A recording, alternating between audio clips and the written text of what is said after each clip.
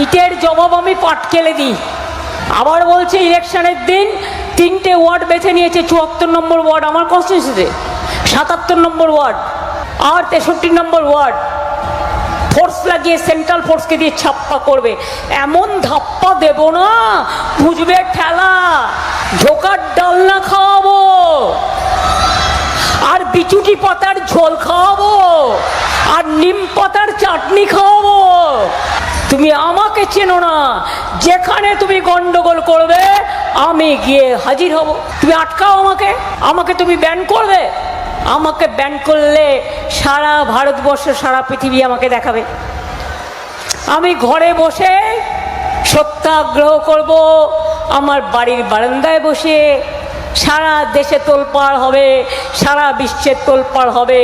আর তোমাদের হল্লাবাজি, তোমাদের হুল্লোড় আর তোমাদের হল্লাবাজি, হল্লার দলকে আমি ঘরে ঢুকিয়ে ছাড়বো। এটা আমার প্রতিজ্ঞা, এটা আমার শপথ, এটা আমার অঙ্গীকার।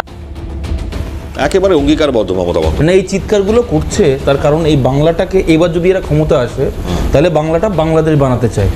যে আপনি দেখেছেন মুর্শিদাবাদে যে ঘটনা ঘটিয়েছিল অকাপ আন্দোলনের নাম করে, পুলিশ যায়নি, হিন্দুদেরকে কি যেভাবে হত্যা করা হয় হরগোবিন্দ দাস এবং চন্দন দাসকে, সেরকমভাবে এরা বাংলাদেশ বানাতে চায়। এত চিৎকার হচ্ছে বাংলাদেশ বানানোর ষড়যন্ত্রের জন্য। আচ্ছা, ঘটনা হচ্ছে 8000 স্কুল বন্ধ, ওনার কাছে উত্তর নেই, কিন্তু শুধু চিৎকার করে যাচ্ছেন আর কত মনোরঞ্জন দিয়ে গেলেন। আমি শুনছিলাম সবাই হাসছিল। ঘটনা হচ্ছে ওনার কাছে এই উত্তরটা আমরা চাইবো যে 8000 সরকারি মাধ্যম স্কুল কেন বন্ধ। আমরা এই কোশ্চেন জানতে চাই, যেটা হচ্ছে 6688টা শিল্প কারখানা তারা বাংলা ছেড়ে কেন চলে গেল। আপনার মানে এত 3 কোটির পরে পরিযায়ী শ্রমিক কেন হলো, অবহেলাকাণ্ড কেন হলো, শাহজাহানের দ্বারা আপনার আমাদের মানে মা বোনদের ইজ্জতকে কেন ভুলণ্ঠিত করা হলো। এই কোশ্চেনগুলো তো আমরা যখন আমরা করতে চাই, ওনার কাছে সেই উত্তর নেই বলে আজকে উনি চিৎকার করে বেশ রসালোভাবে এই কথাগুলো বললেন।